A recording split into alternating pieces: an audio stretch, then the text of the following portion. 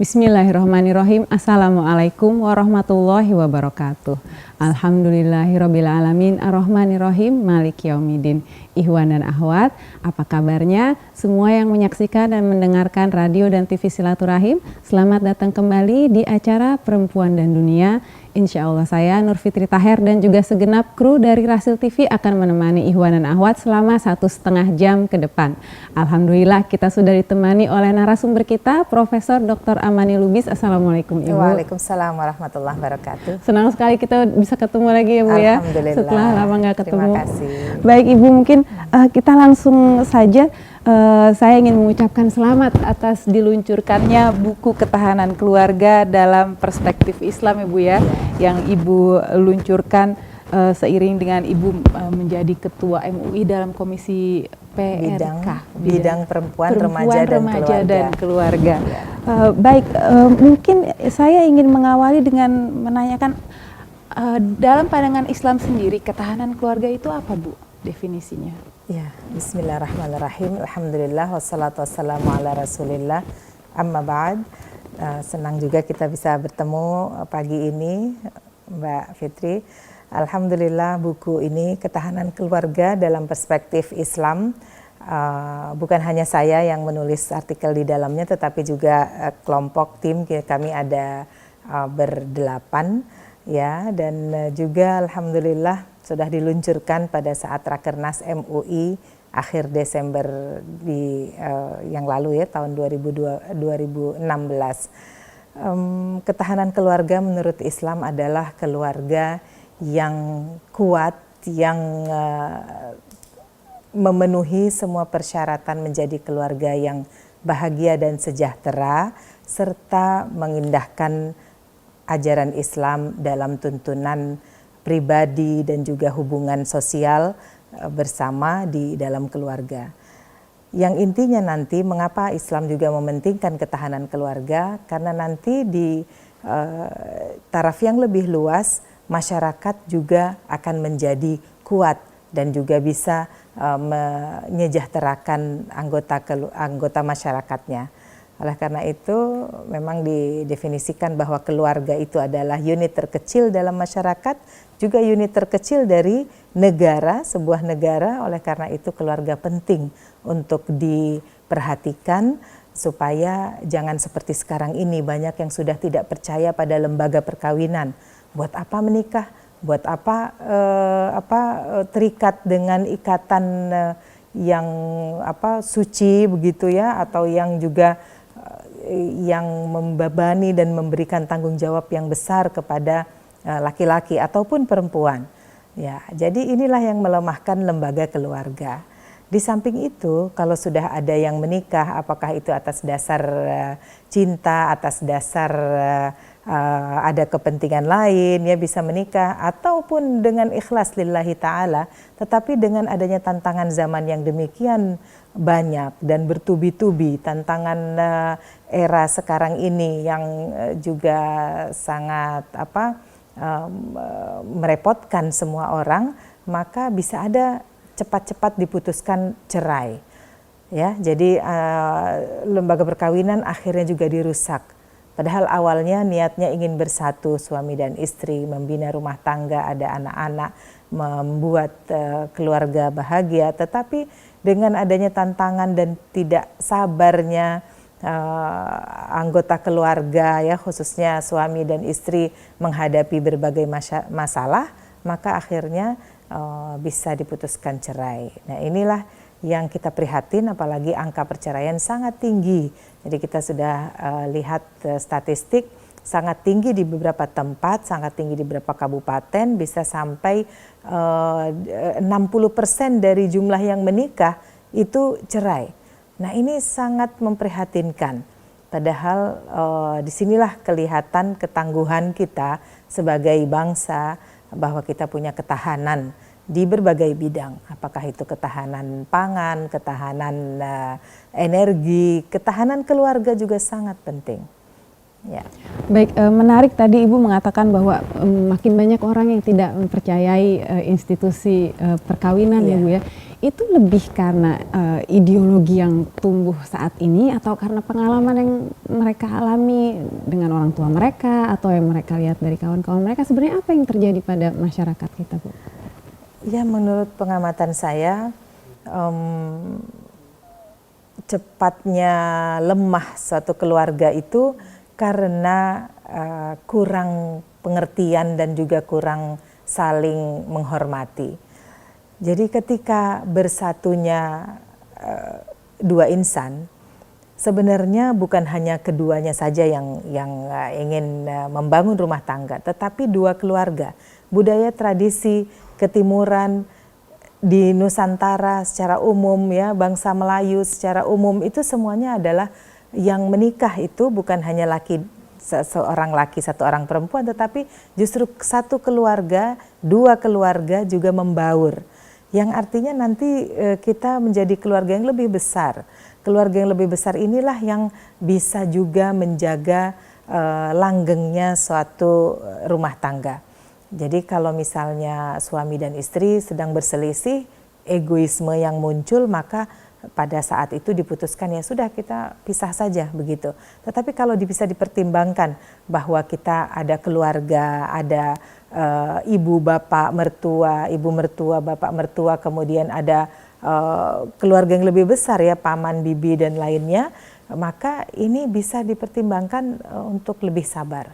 Kemudian ada mekanisme dalam Islam bahwa ketika ada perselisihan di dalam rumah tangga harus ada proses islah.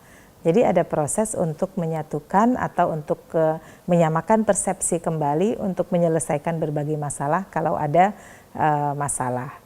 Nah, yang saya prihatin adalah banyaknya tuntutan cerai karena ekonomi. Ini sangat tidak rasional di zaman sekarang ini.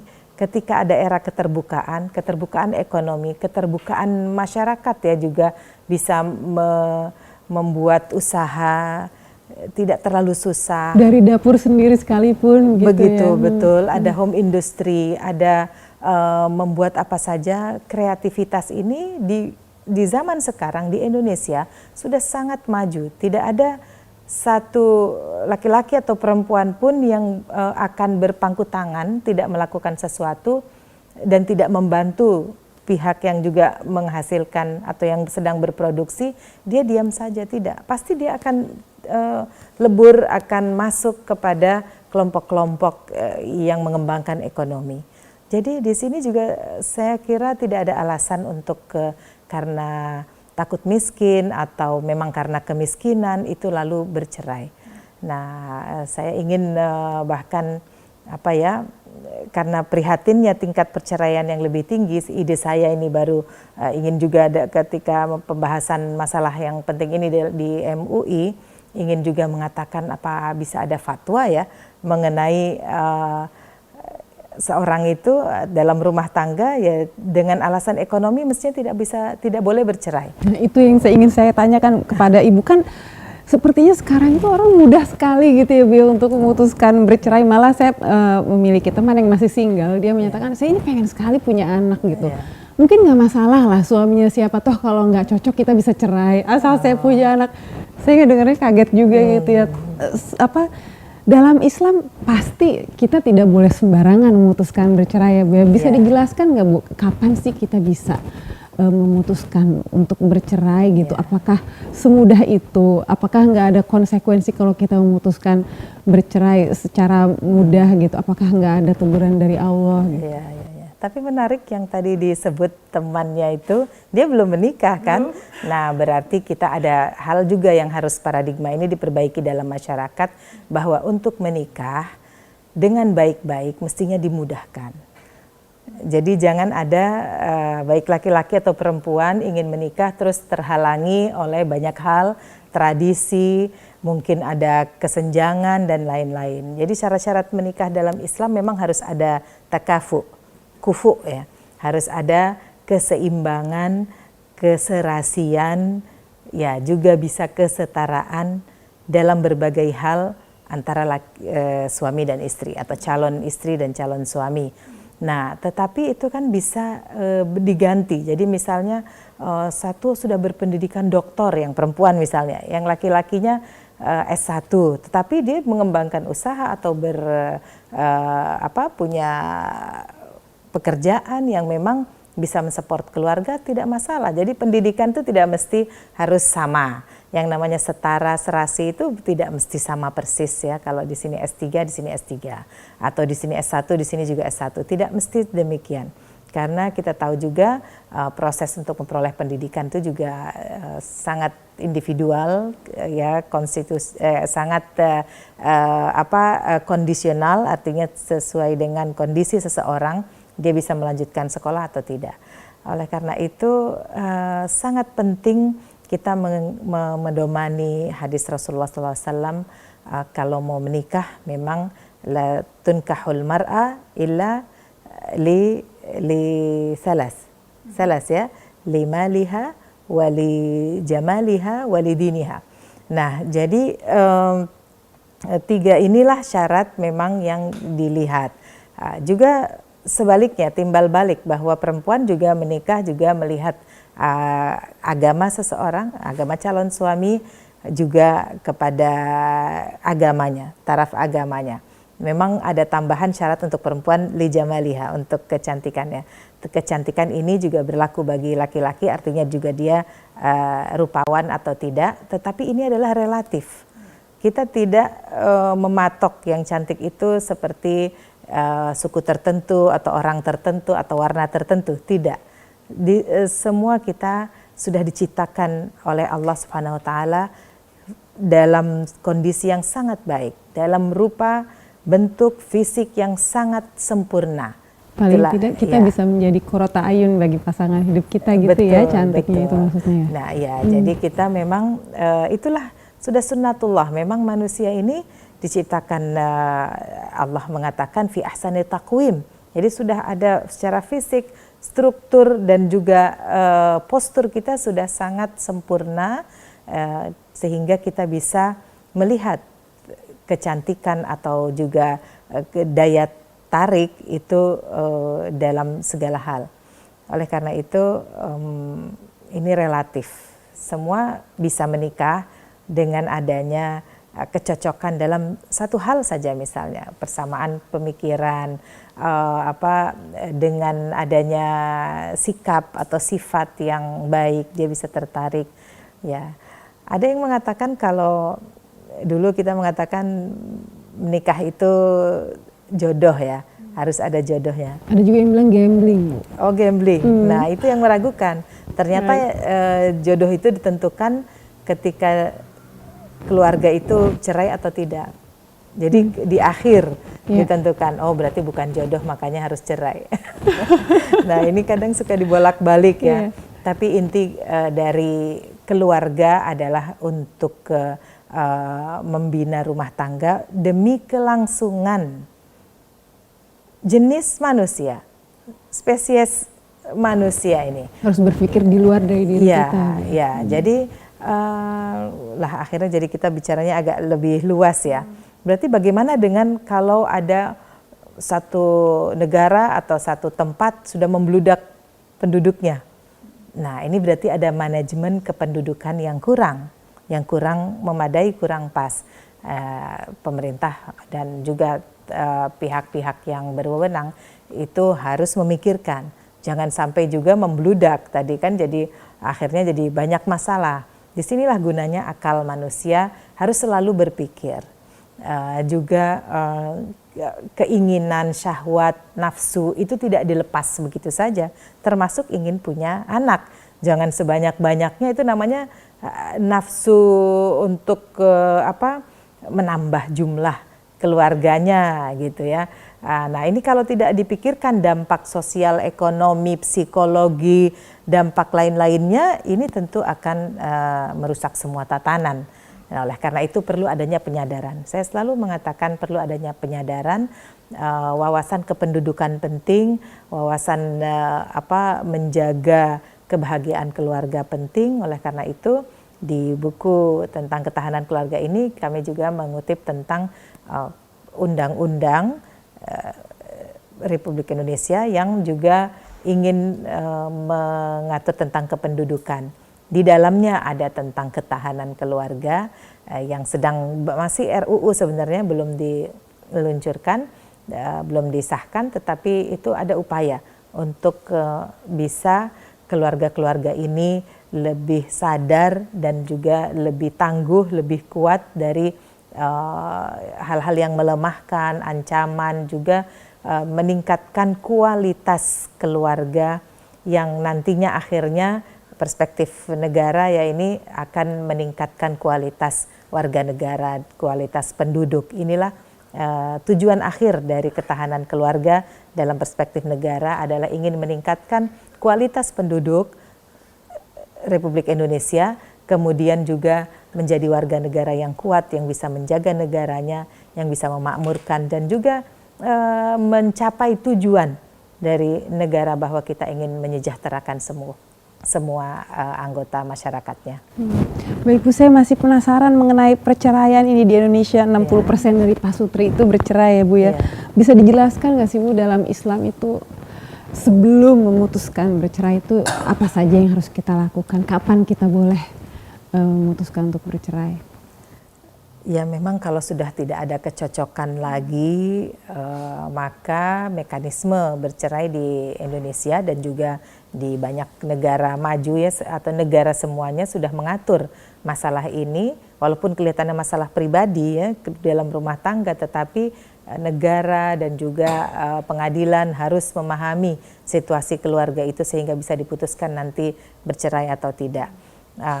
Dalam Islam, dalam fikih ya, memang dikatakan bercerai itu dengan mengucapkan talak gitu ya, dari suami sudah bisa menceraikan istrinya. Apakah itu 1 kali, 2 kali, atau 3 kali. Nah, tetapi dalam kita bernegara, undang-undang dan semua negara Muslim juga melakukan itu. Tidak bisa diserahkan masa depan keluarga dengan satu ucapan suami. Itu sudah disepakati semua ulama sejak berdirinya negara-negara Islam modern, maka bercerai harus melalui pengadilan. Jadi harus ada putusan hakim yang menyatakan boleh bercerai. Nah, jadi sebenarnya prosesnya sudah apa ya dalam tanda petik sudah dipersulit. Dalam kondisi tertentu individu atau anggota keluarga ya sudah tidak tahan lagi dan ingin memang bercerai dengan alasan-alasan tertentu ya, ada yang tidak terima diperlakukan bagaimana begitu ya, atau dianiaya atau lainnya. Nah, ini kalau dia memang sudah tidak ada kecocokan ya tidak dilarang, karena hadis Rasulullah juga mengatakan abghadul halal indallah at-talaq. Jadi sesuatu yang halal tetapi dibenci oleh Allah adalah perceraian. Ya. Jadi itu merupakan solusi atau jalan keluar bagi perselisihan dalam rumah tangga. Kalau sudah tidak bisa diislah, diperbaiki lagi, maka dia akan diputuskan oleh hakim untuk bercerai. Baik, di Indonesia sendiri Bu, kalau kita ingin menempatkan Indonesia di peringkat di dunia gitu, tingkat ketahanan keluarga kita tuh ada di level yang di bawah kah, di tengah, atau yang di atas nih Bu? Nah, ini pertanyaannya kayaknya lebih maju ini. Jadi memang belum ada ya statistik seperti itu. Tadi saya katakan undang-undangnya juga baru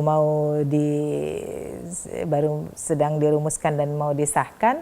Lalu MUI berinisiatif menerbitkan buku Ketahanan Keluarga dalam Perspektif Islam. Berarti nanti tugas kita masih banyak untuk menangani, karena isi dari ketahanan keluarga bukan hanya ketangguhan dalam rangka mempertahankan rumah tangga itu, tetapi juga menyejahterakan anggotanya. Jadi ada ketahanan keluarga dalam perspektif ekonomi, ya. Jadi bagaimana juga mencari, berupaya berbagai pihak saling menghormati dari segi ekonomi dan harta serta kepemilikan.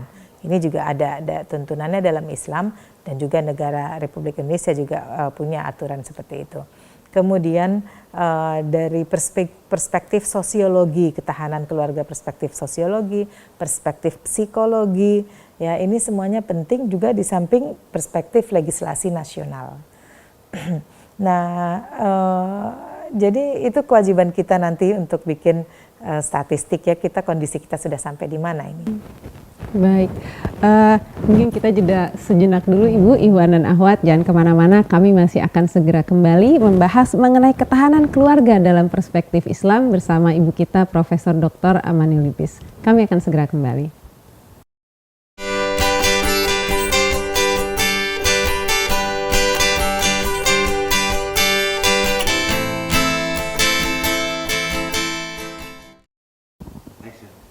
Ikhwan dan Akhwat masih di Perempuan dan Dunia bersama Ibu kita Profesor Dr. Amani Lubis.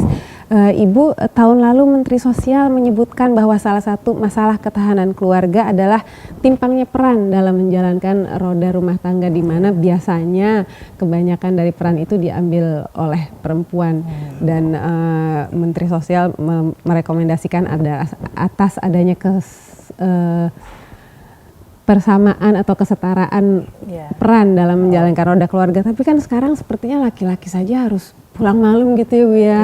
Pulang kerja mungkin mereka harus ngambil sampingan, dan juga harga-harga yang semakin mahal, dan itu mungkin juga merembet ke ketahanan keluarga dalam bidang ekonomi. Kok jadi sepertinya kusut sekali di benangnya Bu. Oh iya, memang kalau dilihat sulitnya ya, kehidupan ini sangat sulit. Sangat sulit, dan bagaimana bisa memenuhi semua kebutuhan keluarga, sekolah, ya pendidikan, kesehatan dan lainnya. Kemudian juga bagaimana bisa menjaga hubungan baik, bagaimana bisa berkomunikasi dengan baik. Ini semuanya tergantung dari sikap sifat kita sebenarnya ya. Jadi kalau ada saling memahami, saling menghormati, saling menyayangi juga ini penting tentunya. Ini tentu dalam rumah tangga semua permasalahan bisa diatasi. Jadi misalnya suami sedang mengalami tadi kesulitan, bahwa dia sudah banting tulang tetapi pemasukannya terbatas, atau bahkan di PHK, atau bahkan bangkrut, atau dengan macam-macam permasalahan. Kan ini bisa dikomunikasikan dengan anggota keluarganya. Kalau anaknya tadinya biasanya punya mobil, atau bisa tinggal minta uang ada di tabungan dan lain-lain. Ketika ayahnya sedang mengalami keprihatinan, kan dikasih tahu, dikomunikasikan. Inilah pendidikan keluarga oleh ayah, bahwa dia juga memberitahukan anggota keluarganya bahwa sekarang kondisi keekonomi sedang demikian, maka akan memaklumi. Ya, banyak juga kita lihat kisah-kisah keluarga yang ekonominya bangkrut ya, dari ekonomi keluarganya bangkrut, tetapi tetap bertahan bersama suami istri, anak ikut prihatin dan juga bisa jatuh begitu, kemudian tapi tetap bersama membangun lagi dari awal. Banyak juga kisah-kisah yang sukses seperti itu. Dan inilah yang mestinya jadi contoh. Jangan yang langsung berantakan rumahnya ya, jangan yang langsung menyerah seperti itu. Intinya menurut saya adalah komunikasi. Permasalahan apapun harus disampaikan, dikomunikasikan. Ya, karena permasalahan itu banyak. Kalau misalnya sang istri atau anak tidak memahami kondisi suami, ayah sedang sulit, akan terdorong korupsi. Kan kita sering juga dengar cerita seperti ini. Ya, jadi kok istri dengan tuntutan ekonominya untuk menjaga standar ekonomi keluarganya, dia mendorong suaminya untuk korupsi. Nah, ini kan tidak benar. Atau sebaliknya, suaminya juga mendorong istrinya yang sedang menjabat atau sedang dalam posisi di perusahaan lalu jadi mengkorupsi keuangan kantornya. Nah, ini kan tidak pas. Jadi memang harus ada kesadaran dari semua pihak anggota keluarga untuk bisa mengkomunikasikan masalah ini. Oleh karena itu tidak terdorong. Islam sangat indah. Jadi ayat Al-Quran mengatakan bahwa kita bisa bahagia dari rumah. Lalu kita bisa celaka dunia akhirat juga dari rumah. Bisa masuk neraka karena dari rumah Urusan di tangga, rumah. ya seperti itu. Ayat Al-Quran mengatakan Bismillahirrahmanirrahim, ku anfusakum nara. Ya, jadi ku anfusakum wa ahlikum nara. Ya, jadi lindungilah lindungilah dirimu dan keluargamu dari api neraka. Jadi kita semua harus secara individu, kita harus menjadi baik dan juga terhindar dari api neraka. Kemudian kita wajib, itu perintah. Ku anfusakum wa ahlikum nara. Jadi lindungilah dirimu duluan ya, lebih dahulu, kemudian keluargamu dari api neraka. Berarti permasalahan-permasalahan rumah tangga ini kalau dibiarkan bisa mengantarkan kita kepada api neraka. Artinya kita semua celaka. Tetapi kalau dikomunikasikan baik, dicarikan solusi, kemudian jangan putus asa, tidak juga mencari solusi hanya keluarga batihnya saja, keluarga kecil, tetapi extended family, keluarga yang lebih besar juga bisa mencarikan solusi, insya Allah bisa ada jalan. Ya. Sepertinya hanya dengan mengingat potongan ayat itu saja sudah bisa menghindarkan kita dari berbagai masalah dan di banyak ayat lainnya yang tentunya dalam rumah tangga itu adalah tempat pembinaan iman, tempat pembinaan penguatan spiritualitas di dalam rumah tangga. Ketika dalam bahagia kita bersyukur, ketika dalam kesulitan kita juga bersyukur, bersabar dan bersyukur. Dalam sifat syukur, sabar inilah yang harus diajarkan kepada anggota keluarga semuanya, suami istri kemudian anak-anak, semua harus bersyukur, bersabar, sehingga dikatakan bahwa dalam kebahagiaan kita bersyukur, dalam kesulitan kita bersabar, yang artinya ketika sabar itu kita juga sedang bersyukur kepada Allah. Lalu tuntunan Islam mengatakan kalau kita juga bermasalah, sedang ada kesulitan, kita berserah diri pada Allah dengan mengatakan hasbiyallah wa ni'mal wakil, ni'mal maula wa ni'man nasir. Artinya saya serahkan semua urusan saya kepada Allah. Allah lah yang maha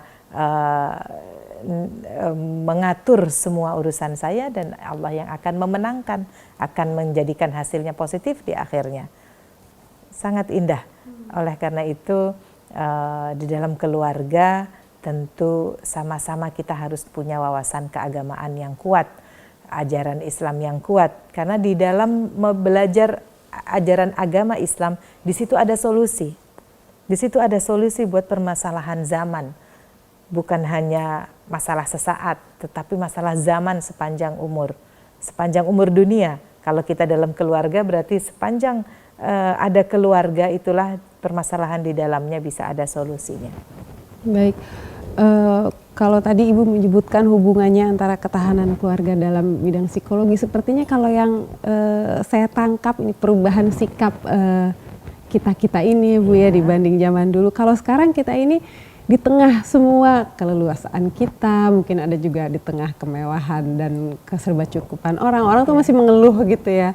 Sedangkan kalau zaman dulu kita hampir tidak pernah sepertinya mendengar, tetapi menikmati, betul, gitu. Ya. Dan saya juga baca di sebuah artikel psikologi bahwa satu kali kita berkeluh kesah di dalam hati itu timbul dampak-dampak negatif buat badan kita, buat hati kita, psikologis kita gitu. Gimana Bu?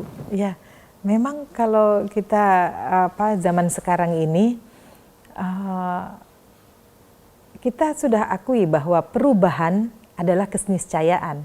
Setiap saat pasti berubah dan ini harus disadari. Jadi jangan kita bisa mengingat solusi misalnya untuk masalah yang sama 5 tahun yang lalu kita akan cari jalan keluarnya sekarang ini dengan cara yang 5 tahun lalu. Tidak ada seperti itu. Zaman itu selalu maju berubah. Sehingga akal pikiran kita juga harus berjalan terus, harus diasah terus untuk bisa menyesuaikan dengan zaman. Demikian juga spiritualitas, agama kita juga harus mengikuti zaman. Ayat Al-Quran sangat indah. Surat Al-Asri. Ya. Jadi itu ada satu surat pendek yang kalau di sekolah-sekolah kita baca setiap hari, ketika kita di majelis apapun juga kita baca, Allah mengingatkan kita kepada masa Al-Asr, Ya, A'udzubillahi minasyaitonirrajim. Bismillahirrahmanirrahim. Wal 'asr innal insana lafi khusr. Wal 'asr artinya demi masa, waktu, zaman, era. Allah bersumpah bahwa era-era itu akan ada terus. Kita baca ayat itu, demi masa. Innal insana lafi khusr. Sesungguhnya manusia dalam keadaan kerugian. Manusia itu dalam keadaan rugi di setiap masanya. Ya, karena dia selalu lengah, ada dorongan negatif kuat, ada juga godaan-godaan dari sana sini, godaan setan dan lain-lainnya. Ya, jadi innal insana lafi khusr illal ladzina amanu, kecuali yang beriman. Illal ladzina amanu wa 'amilus shalihat, dan berusaha dengan upaya-upaya yang positif, wa 'amilus shalihati wa tawasau bil haqqi wa tawasau bis sabr, dan berwasiatlah kalau istilahnya dalam arti Qur'annya, wa tawasau bis sabri wa tawasau bil haqqi, ya, jadi berwasiatlah untuk kebenaran, artinya belalah kebenaran. Perintah Allah ini setiap masa. Jadi berkait di surat yang pendek itu, di setiap masa manusia akan merasa rugi, tetapi Allah akan membela orang yang beriman. Oleh karena itu belalah kebenaran dan bersabar. Subhanallah. Wal 'asri innal insana lafi khusr illa alladzina amanu wa 'amilus salihati wa tawasau bil haqqi wa tawasau bis sabr. 6 perintah Allah yang di surat pendek ini menjadikan kita sadar bahwa zaman itu adalah berubah, sehingga kita harus mempelajari tantangan, kondisi, dan juga solusi-solusi yang kita bisa dapati untuk menyelesaikan permasalahan kita. Oleh karena itu intinya dari semua ini adalah iman. Kalau kita bisa meluruskan iman kita pertama, berserah diri kepada Allah, menambah wawasan, maka kita akan bisa menyelesaikan permasalahan. Tantangan tadi itu ya setiap manusia nanti akan menghadapi permasalahan di berbagai tataran, berbagai bidang. Bagaimana bisa mengatasinya? Tentu kita harus juga bertanya kepada Allah. Kita tidak tahu, ya. Bertanya bagi Allah, ada tata cara bertanya dengan Allah, atau minta pilihan, atau kita harus beristikharah, ya. Kadang sekarang yang saya lihat nih, istikharah udah jadi ledekan.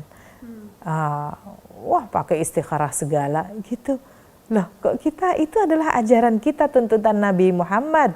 Dalam menentukan apapun kita harus beristikharah, bukannya dikatakan sudah profesor masih istikharah ya. Itu masa begitu diungkap, ya. Jadi kita sepertinya melecehkan agama kita sendiri. Itu adalah hal jalan keluar yang Allah berikan, dicontohkan oleh Nabi kita. Berarti kalau kita melecehkan istikharah, kita melecehkan Nabi Muhammad SAW. Siti Aisyah saja, istri Rasulullah SAW, ketika mau memutuskan beli garam atau tidak juga beristikharah lebih dahulu. Artinya takutnya ada yang lebih prioritas dalam kehidupan yang kita tidak tahu, tapi Allah Maha tahu, maka kita minta bantuan Allah untuk memilihkan beli atau tidak, ambil jalan ini atau tidak, memutuskan ini atau tidak. Ya, istikharah ini adalah jalan keluar yang indah sekali. Sahabat saya seorang hafizah pernah menasehati saya gitu, kalau ingin membuat suatu keputusan, istikharah saja tiap hari, tiap ada kesempatan, tiap ada wudhu istikharah. Itu bagaikan minta izin kepada Allah gitu. Dan kalau Allah nggak mengizinkan, akan ada jalannya dibelokkan gitu. Betul. Itu sebenarnya memudahkan kita biar nggak terlalu banyak memikirkan, Ibu, ya. Betul. Dan kalau dibaca doanya itu sangat kuat, hebat. Saya tidak usah bacakan di sini, tapi kita semua wajib harus tahu dari banyak buku doa. Doa itu ada doa istikharah. Intinya adalah kita berserah diri kepada Allah. Mohon dipilihkan apakah ini baik atau tidak. Nah, tinggal kita sabar atau tidak nunggu jawabannya. Nah, Allah tidak juga langsung bisa dalam banyak hal mengabulkan atau sesuai dengan keinginan kita. Oleh karena itu kita ingin adanya penyamaan persepsi dulu sama Allah. Anda minta sama Allah, apakah Anda sudah lakukan perintah Allah? Gitu. Nah, oleh karena itu perbaiki diri sendiri, sifat, sikap, kemudian aspirasi kita dalam kehidupan. Kita juga perbaiki hubungan ya dengan Allah, dengan sesama manusia. Disinilah kita bisa nanti menyadari, oh pentingnya kita memang harus beristikharah. Baik, luar biasa ketika Al-Quran yang merupakan nilai universal, global gitu, sangat memperhatikan ketahanan keluarga nih Bu. Ya. Tapi sebenarnya banyak masyarakat tingkat negara atau misalnya atau setingkat PBB mungkin belum terlalu cukup memperhatikan pentingnya ketahanan keluarga ini sampai sedemikian seperti Islamnya ya Bu ya. Iya betul, inilah yang kita sadari dan juga akhirnya saya juga ketika ada penyampaian makalah ya, presentasi di forum internasional di Maroko akhir tahun 2015 tentang penasehatan dalam perkawinan atau penasehatan keluarga, mediasi keluarga. Nah, di situ dari beberapa negara Eropa hadir, dari Swedia, Spanyol, dan Prancis gitu ya, negara-negara yang memang dekat dengan Maroko. Nah, di sana saya ketahui ternyata kalau di Eropa tidak ada seperti istilah ketahanan keluarga. Jadi family resilience itu tidak ada. Karena mereka menganggap ya keluarga itu bisa ada bisa tidak. Ada kalangan atau khususnya kalangan keagamaan memang tidak membolehkan perceraian. Jadi keluarga itu sudah apa adanya, sudah menikah, berkeluarga berarti sudah seumur hidup. Ya, kan ada kadang-kadang hanya di atas kertas saja ya Bu. Ada yang hanya di atas kertas, ada yang bisa kawin cerai. Dengan kondisi seperti itu orang Eropa juga tidak percaya pada lembaga perkawinan, ya umumnya. Sehingga mereka mengalihkannya kepada apa? Pembahasan pada konferensi tentang mediasi keluarga, mereka membela anak. Jadi perlindungan anak. Karena anggapan mereka sebelum jadi suami istri, mereka kan jadi anak dulu. Sehingga anak inilah yang harus dilindungi, harus dijaga kebutuhannya dan juga maslahatnya. Kalau dilecehkan ya harus ada hukuman yang berat, maka anak itu inti dari keluarga. Kalau kita bisa menjaga perlindungan anak, namanya keluarga nanti sudah bisa jadi bahagia. Tapi yang saya lihat enggak, anak-anak di Eropa kan jumlahnya berkurang. Jerman sekarang tidak ada kelahiran. Kelahiran sudah sangat sedikit, jadi tidak seimbang dengan yang ada kematian. Jadi akan menurun drastis jumlah penduduk di Jerman. Sedangkan mereka negara yang sangat produktif ya Bu ya? Iya. Akhirnya imigrannya banyak kan? Iya. Subhanallah, inilah yang akan menjadikan memang dunia ini tatanannya akan berubah. Adanya peperangan, adanya kehendak manusia sendiri untuk tidak melahirkan, untuk tidak melakukan perkawinan yang sah, yang wajar, yang normal. Ada perkawinan tidak normal, sejenis dan lainnya. Itu tidak normal berarti tidak menghormati lembaga perkawinan yang intinya adalah untuk menjaga kelangsungan hidup jenis manusia. Nah, akhirnya di sini memang ya tidak seimbang dunia, tidak ada tawazun, tidak ada pemikiran yang rasional. Akhirnya ya tatanan dunia akan berubah. Di sini penduduknya berkurang karena tidak ada kelahiran, pengungsi datang ke sana, bikin masalah lagi pengungsi, ada adaptasi, ada kultur yang berbeda, hukum ya harus mengatur mereka, kultur beda. Tetapi ini sunnatullah. Akhirnya memang manusia ini semuanya berhijrah, berpindah. Harus diatur lagi, kita juga mengingat Rasulullah SAW juga hijrah untuk mencari kehidupan yang lebih sejahtera, untuk bisa menyejahterakan pengikutnya, bukan hanya dirinya sendiri ya, bukan keluarga Rasulullah, tapi semua umat yang menjadi pengikutnya itu harus berhijrah. Nah, disinilah prinsip saya adalah berhijrah dalam damai. Harus kita meniatkan hijrah memang mencari kehidupan yang baik, lebih layak ya untuk sebagai manusia, tetapi harus dengan kedamaian.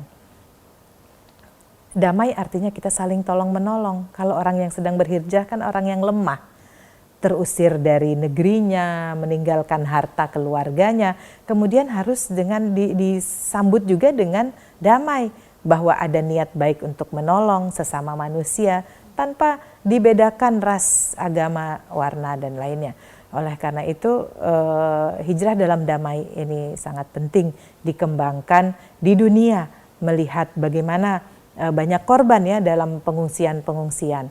Rohingya yang suku Rohingya yang terusir atau yang tidak diinginkan keberadaannya di negerinya sendiri, ini tentu harus ada solusinya. Negeri-negeri yang terjajah yang belum punya tanah air yang di situ nanti dia bisa bahagia, bisa membangun negerinya, ini juga harus diselesaikan. Peperangan yang sangat banyak ini juga sangat melemahkan keluarga. Keluarga menjadi terpecah belah. Keluarga saya sendiri juga begitu. Ada anggota keluarga saya yang memang harus mengungsi ke sana sini. Satu keluarga semuanya terpecah belah, tercerai-berai. Akhirnya institusi keluarga dihormati memang, tetapi menjadi lemah. Lemahnya kenapa? Karena ada peperangan, karena ada mungkin juga ada bencana alam dan lainnya. Ya, jadi banyak hal sudah yang terjadi, ini dengan secara alami akan merusak institusi keluarga. Lagi-lagi saya katakan bahwa kita harus berpikir, berserah diri kepada Allah. Kita selalu berdoa untuk keutuhan, untuk kebersamaan, dan juga untuk kebahagiaan bersama, bukan hanya individualistik. Baik, luar biasa. Kita akan jeda sejenak lagi ya Bu, Ikhwan dan Akhwat. Jangan kemana-mana, setelah jeda ini kami akan membahas isu-isu yang ada di buku Ketahanan Keluarga dalam Perspektif Islam. Jangan kemana-mana.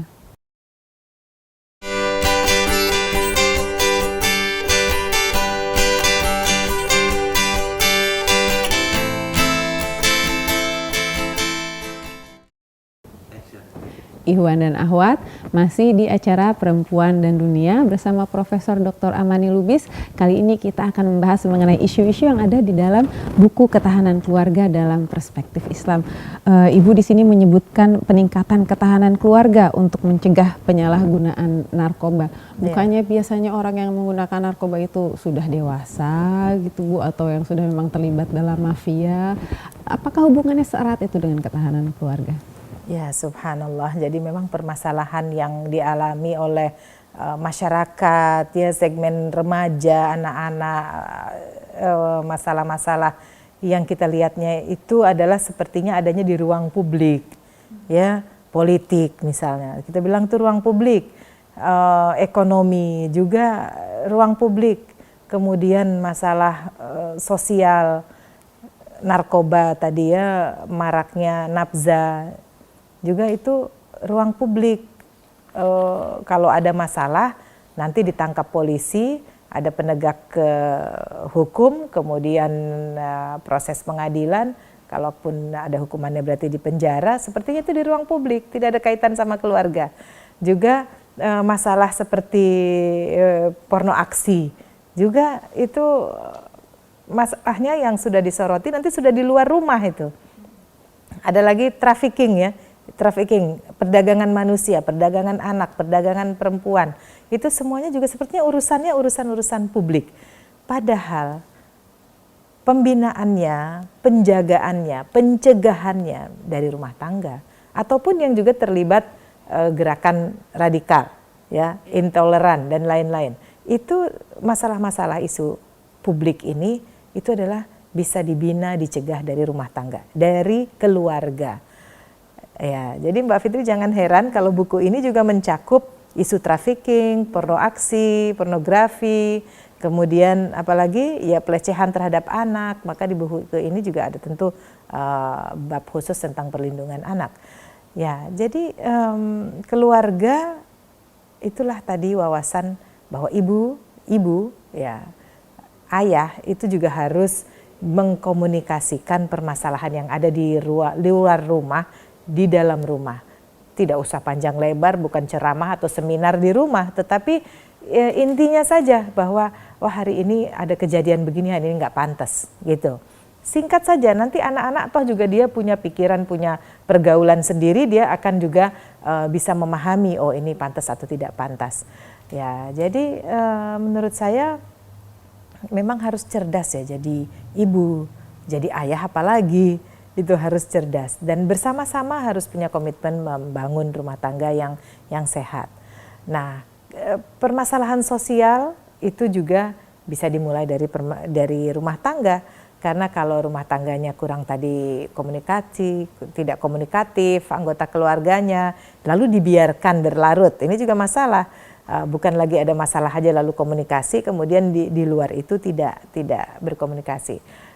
Kemudian tidak bisa mengetahui bagaimana mencari jalan keluarnya, atau malu mengakui ada kekurangan dalam anggota keluarga, atau ada kesalahan atau ada dosa di dalam keluarga, itu tidak diakui oleh anggota keluarganya, maka akan jadi bertumpuk dan jadi masalah besar akhirnya. Jadi bom waktu akhirnya nanti Ibu ya? Akhirnya bom waktu, dan ketika menjadi anggota masyarakat di luar rumah, dia juga menjadi tidak baik, jadi bisa melakukan hal-hal yang negatif, menjadi beban sosial, dan akhirnya pecahlah kasus-kasus yang sangat mengerikan di bidang perdagangan, narkoba, penyelundupan, apapun narkoba atau hal-hal lain. Ya, karena saya beberapa kali melakukan program di Rasil juga dengan Pak Hamid Patilima.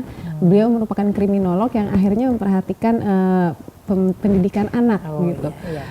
Saya tanyakan kepada beliau, kan sepertinya perang melawan narkoba ini nggak akan selesai gitu loh, karena akan selalu ada pihak-pihak yang diuntungkan gitu. Terus kata Pak Hamid memang betul, ya memang kuncinya ada lagi-lagi di orang tua, lagi-lagi di orang tua. Sepertinya kok jadi susah sekali jadi orang tua ya Bu ya. Iya. Tapi kita jangan kecil hati, kita kan punya Allah. Ya. Jangan kecil hati, kita punya Allah yang tempat kita berserah diri, tempat kita mohon ampunan. Tentu kalau apapun permasalahan di negara, taraf yang paling besar, atau yang ada di masyarakat, atau yang ada di keluarga, kita kan harus beristighfar. Istighfar dari individu-individu untuk mendoakan kesejahteraan keluarga, kesejahteraan masyarakat, kemudian kesejahteraan negara. Ya, jadi tidak usah kecil hati, budaya optimisme juga harus dikembangkan, karena agama kita selalu mengungkapkan yang baik-baik, ingin mengungkapkan yang baik-baik, dan juga melakukan yang baik-baik ya. Jadi harus jangan putus asa. Jadi kalau ingat akhir surat Al-Baqarah, Allah nggak akan menguji seseorang di luar kemampuannya, berarti sebenarnya semua ujian yang sedang dihadapi manusia saat ini sebenarnya bisa kita hadapi ya Bu ya. Ya, karena itu kita ya doa-doa dalam Al-Quran bukan hanya dibaca, tetapi difahami maknanya ya. Kemudian juga luangkan waktu, harus meluangkan waktu kita baca doa beserta artinya. Saya ada family saya sangat saya hormati, itu dia tidak mau punya TV katanya, tidak juga punya medsos, tidak banyak ya yang dia bisa akses. Nah, tapi dia putar setiap harinya Al-Quran dan terjemahannya. Seperti yang biasa selingan di radio Rasil, itu juga begitu, hanya Al-Quran dan terjemahan. Saya bilang kan kita perlu kabar apa, liputan apa atau apa. Dia bilang, tapi itu nanti mengurangi waktu saya untuk mendengarkan Al-Quran.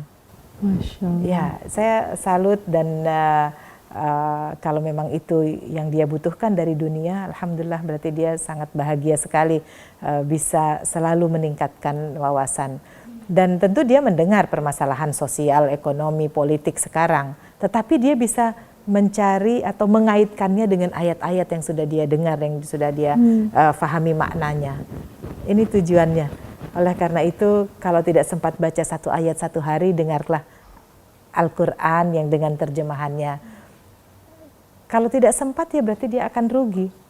Dia akan terlewatkan 24 jam pada hari itu.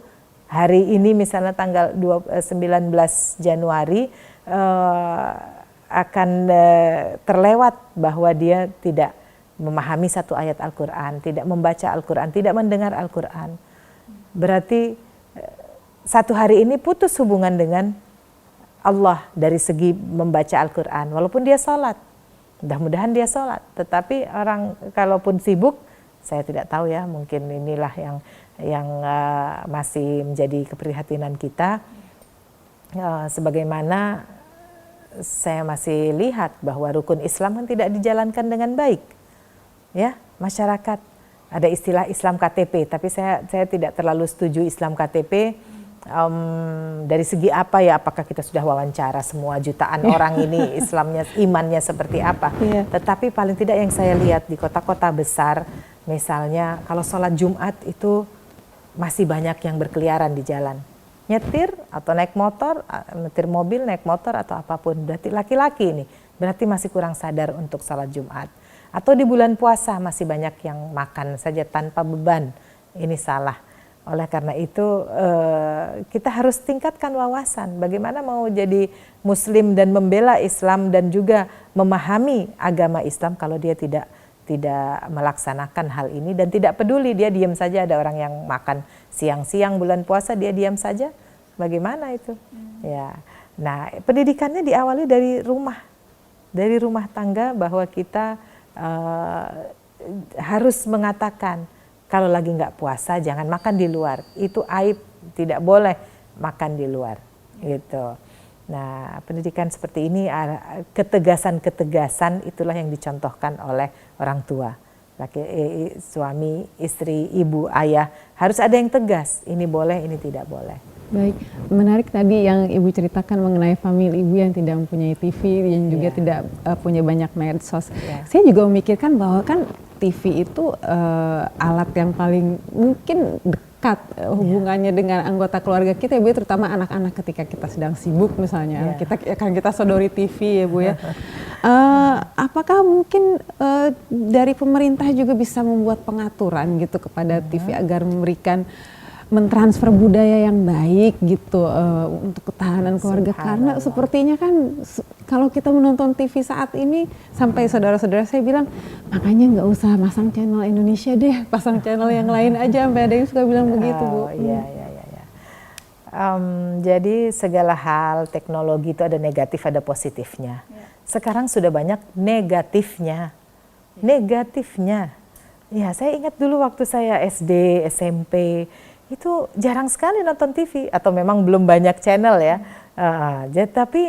Tapi kita beraktivitas fisik, mengembangkan kreativitas dan menghasilkan sesuatu.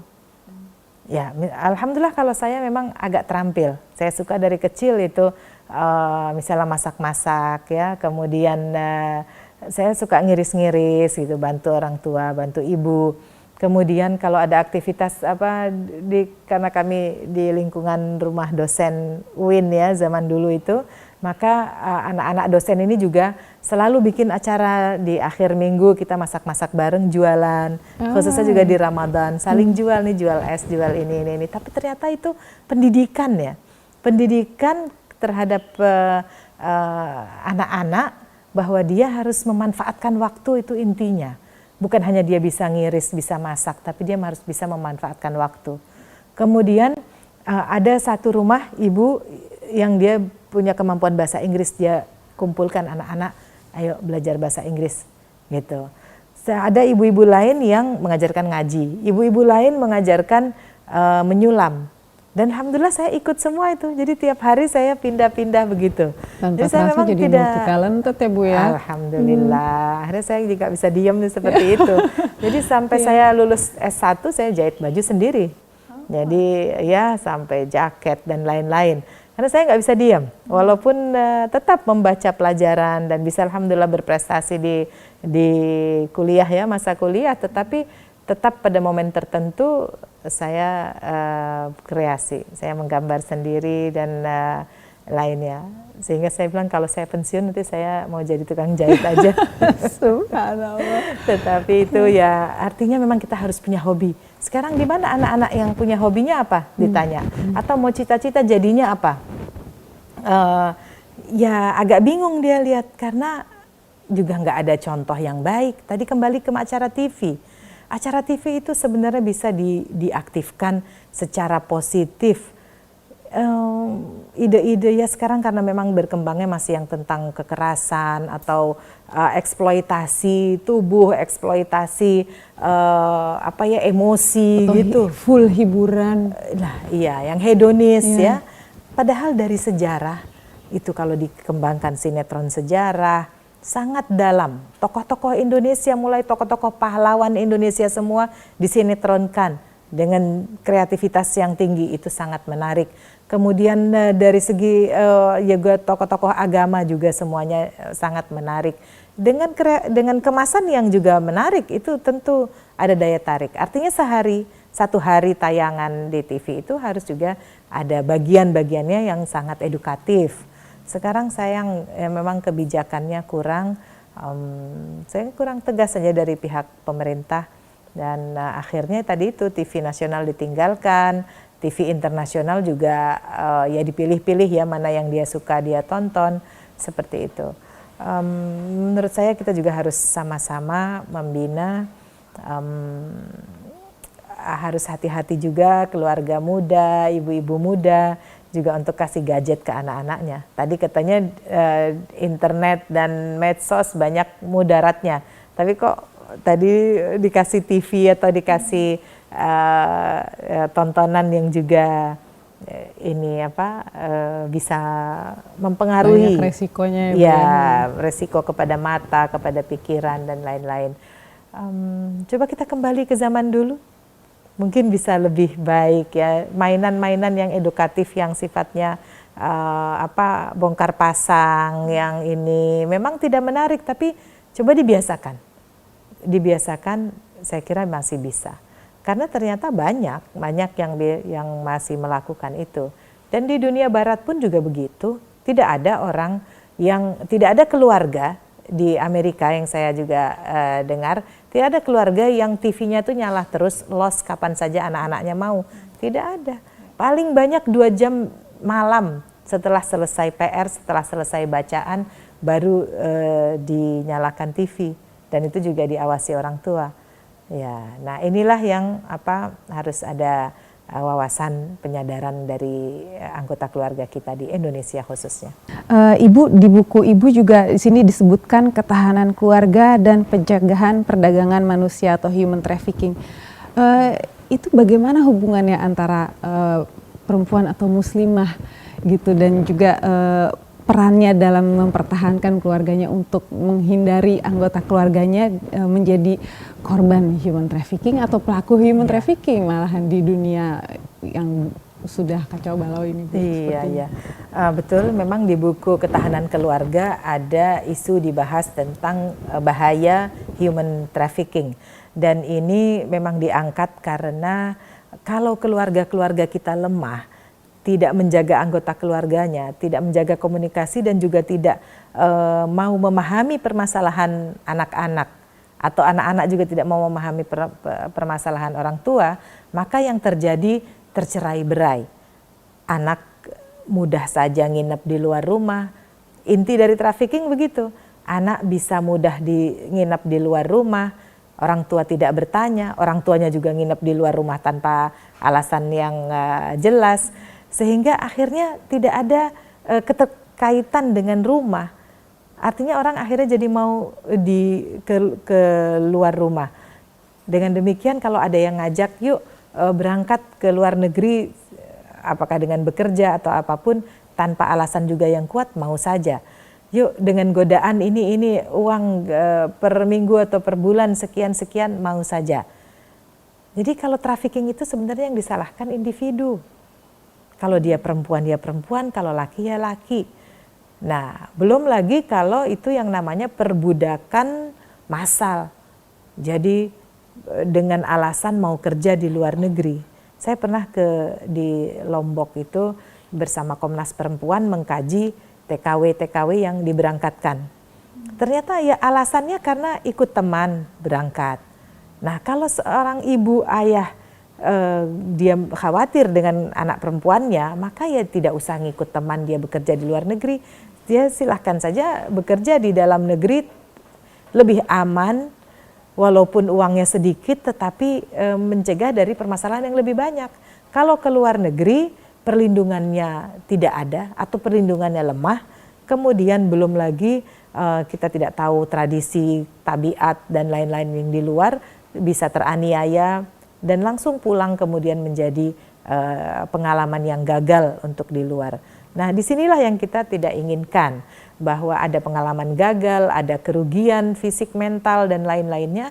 Oleh karena itu keluarga harus sadar, jeli melihat keinginan dari anak-anak, apakah dia mau keluar itu dengan alasan tertentu atau tidak. Baik, luar biasa Ibu, terima kasih banyak atas waktunya dan juga pencerahannya kepada kita semua. Semoga keluarga-keluarga di Indonesia mampu bertahan menghadapi tantangan zaman, Ibu ya. Insya Allah.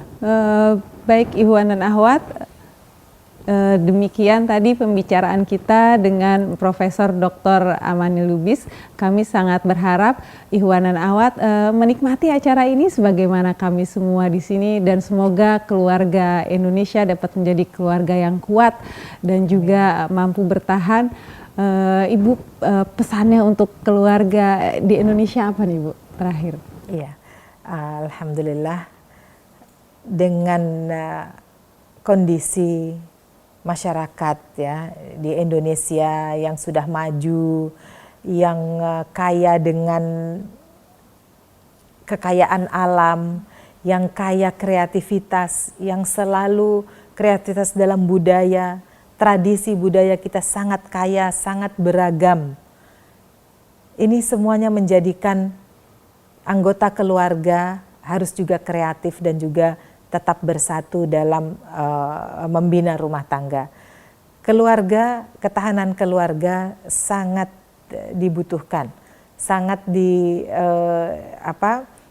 bisa dan bisa. Jadi bukannya itu jauh dari harapan, sangat bisa diwujudkan.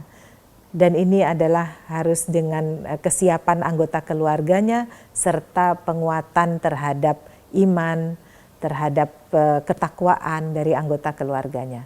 Mari kita tingkatkan dari semua ini, insya Allah Allah akan membantu kita semuanya dan juga akan menjadikan bangsa Indonesia menjadi kuat.